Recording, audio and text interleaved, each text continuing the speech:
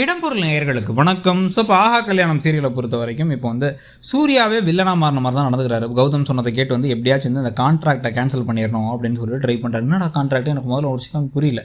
இந்த கான்ட்ராக்ட் இந்த jewellery contract, அவ்வளோ பெரிய கான்ட்ராக்ட் எதுக்கு சம்மந்தமே இல்லாமல் கேன்சல் பண்ண போகிறாங்கன்னு பார்த்தா, இவங்களுடைய பிஸ்னஸுக்கு அவ்வளோ பெரிய வருமானத்தை வர வைக்கிறதுக்கான ஹெல்ப் பண்ணது யாருன்னு வந்து பார்த்தா மகா டிசைன் பண்ணாங்க. மகா வந்து இவர் திட்டி வந்து உதாசீனப்படுத்தி எல்லாரும் உட்காந்துருந்தாங்க. இவரை மட்டும் நிற்க வச்சுருந்தாங்க.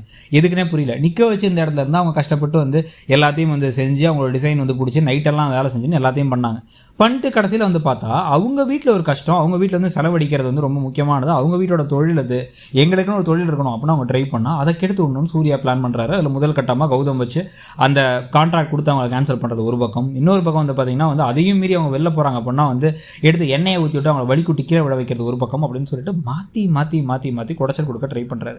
இந்த விஷயங்கள் மகாவுக்கு தெரிய வரும்போது என்ன மனுஷன் நீ அப்படின்னு சொல்லி திட்டுறதையாக திட்டி விட்டுருணும்.